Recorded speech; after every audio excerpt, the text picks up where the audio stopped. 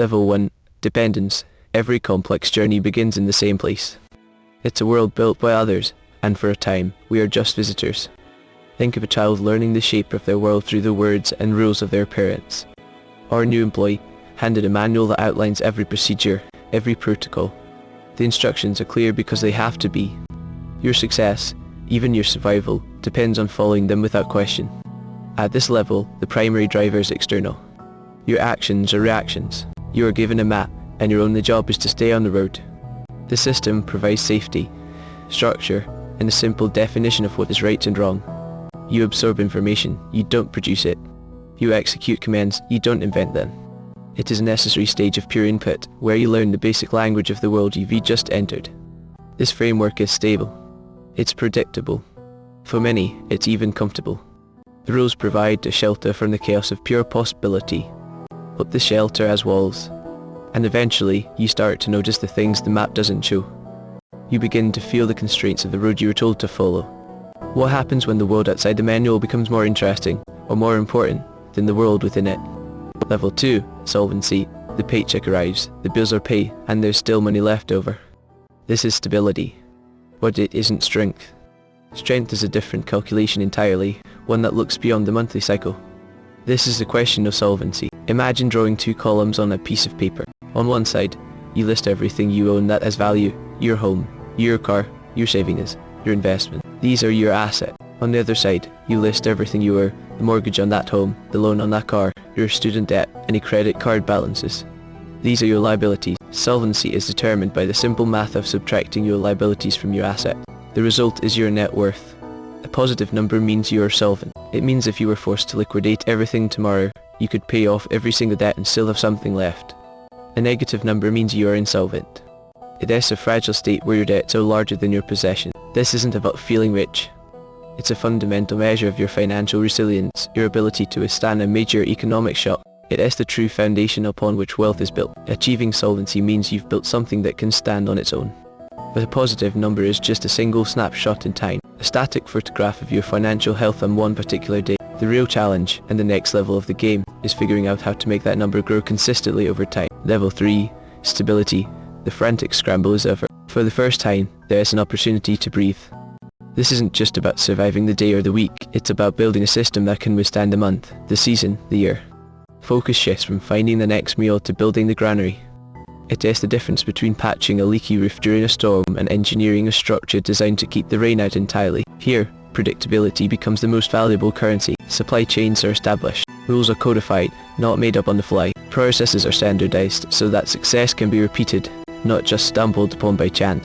This foundation of order does something profound to the human mind. It frees up cognitive bandwidth.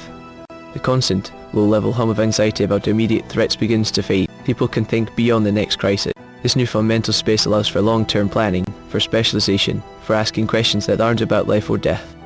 But this is also where a new danger emerges. The structures built for safety can become rigid. The routines that create predictability can stifle creativity. The system is stable, yes, but stability can easily become stagnation.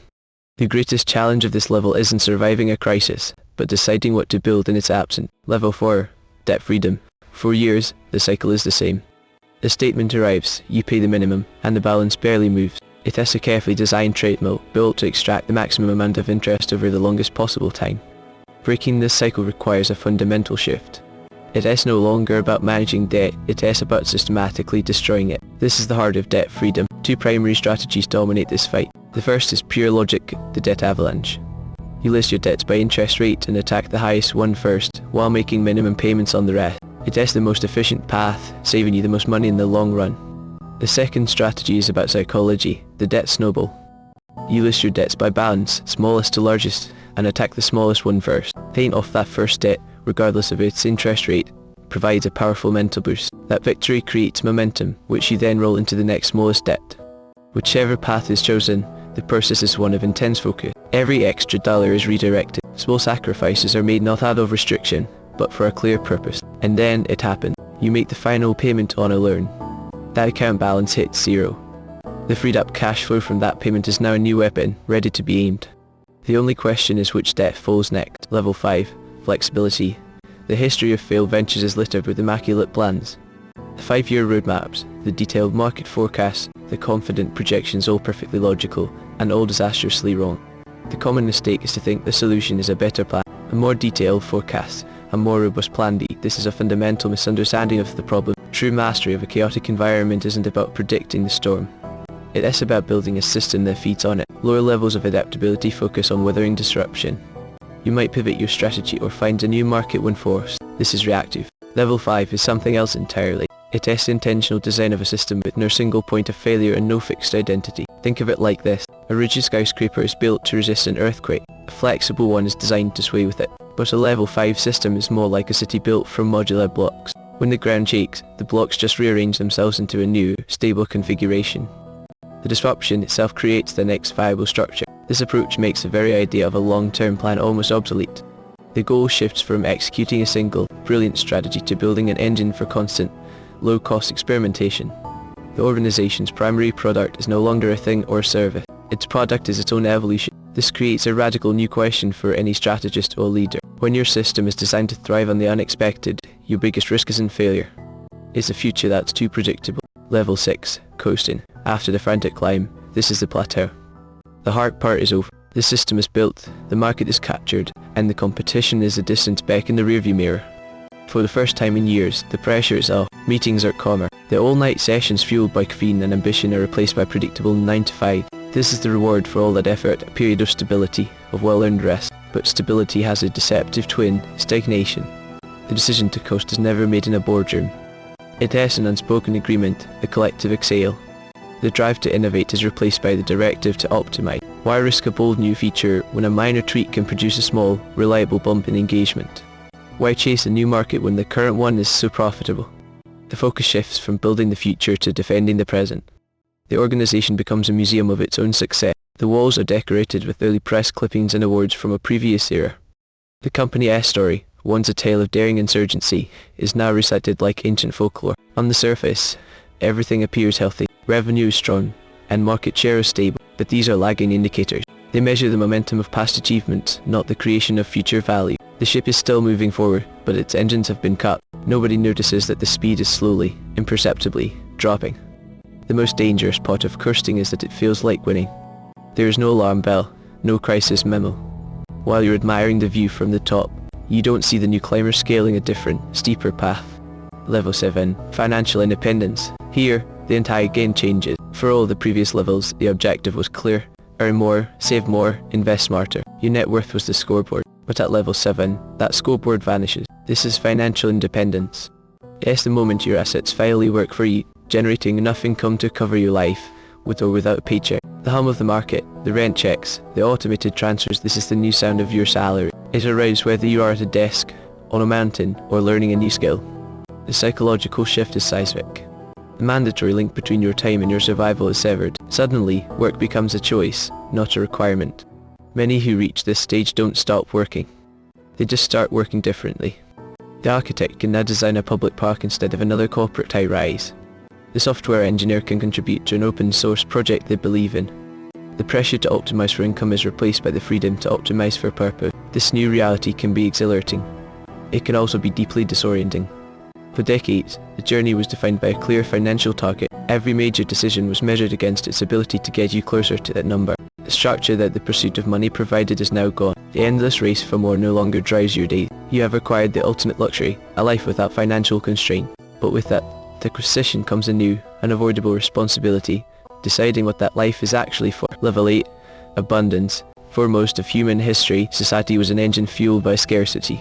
The struggle for limited resources defined our economies, our conflicts, and our daily lives. At level 8, that engine is replaced. Here, energy is so cheap it isn't metered.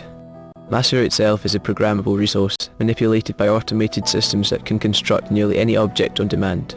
The entire global supply chain, a complex web of ships and trucks, collapses into a local, instantaneous process. A custom medical device or a nutritious meal can be fabricated in minutes, anywhere. This technological leap forces a complete social reset. The very concept of a job for survival becomes a historical artifact. The time and mental energy an entire species once dedicated to securing food, water, and shelter is suddenly freed. This isn't just a world without poverty, it is a world without the economic structures that created it. Capitalism and socialism become equally irrelevant. But this utopia of provision creates a new, more abstract kind of scarcity. When you can have any object, what holds value? When your physical needs are met by the system, what becomes your purpose? The great human project shifts from conquering the external world to navigating the internal one. The challenge is no longer how to live, but why. Level 9, Generational Wealth. This is where the game changes entirely. The goal is no longer about securing your own financial future, or even that of your children. The objective is to build an economic engine that outlives everyone listening to this. It is about creating a dynasty. The dollar amount becomes almost irrelevant past a certain point. Instead, the focus shifts to structure and preservation.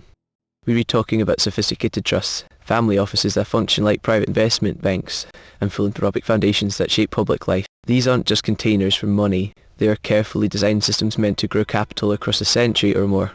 The primary occupation of the family is no longer generating income, it's managing the existing wealth. Investment strategies are radically different.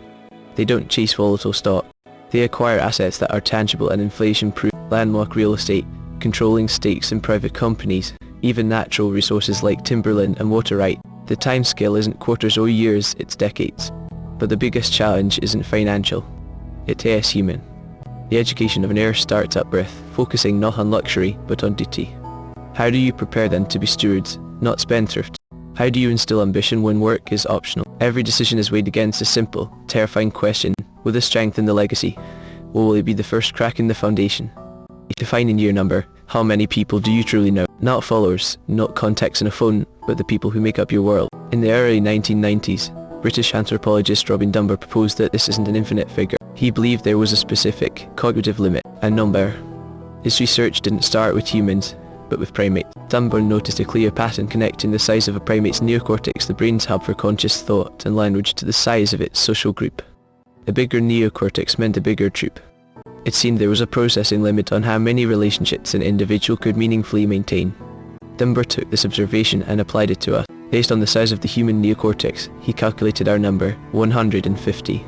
This isn't a strict rule, but a powerful approximation of our social capacity. Dunbar's number suggests we can maintain stable relationships with about 150 people. Within this group, there are layers. About 5 people make up our intimate inner circle, followed by circles of 15, 50, and finally the full 150. It is a framework that has been observed in everything from ancient hunter-gatherer societies to modern military units. For most of human history, this number has quietly shaped the scale of our communities. But that was before a world where our social lives are lived through screens, across networks designed for endless growth. What happens to a biological limit when it meets a technology that promises limitlessness?